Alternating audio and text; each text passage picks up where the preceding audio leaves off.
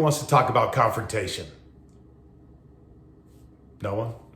I mean, look, confrontation is one of those things, whether it be money, politics, religion, those are things we avoid as much as we possibly can because it doesn't feel good to confront.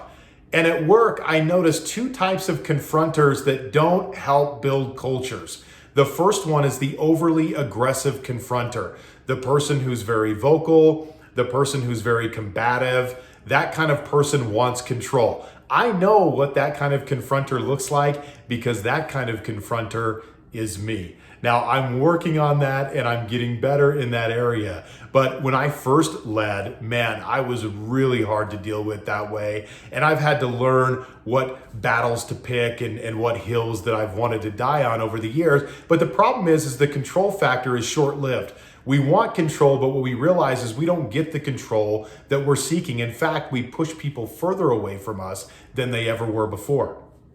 On the other side of controlling and being an overly aggressive confronter is the passive confronter, the people pleaser, the person who just doesn't want to hurt anyone's feelings, the person who just doesn't want people to feel bad at work. And here's the thing about this.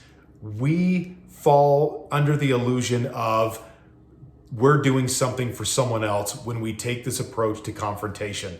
But the only person that we're avoiding confrontation for, if we're being honest, is ourselves. And that's really hard to reckon with. That's really hard to deal with or reconcile in our heads.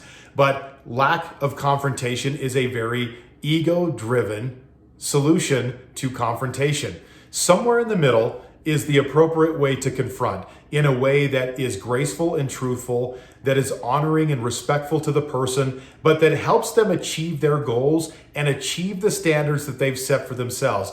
And as a leader, when we get confrontation right, what we're doing is we're being a stand for someone else's greatness and we're helping them move the needle in a positive way. Take a look at your own confrontation, examine how you're showing up in that. What can you do differently? What can you do better to be a stand for greatness for the people around you? Thanks.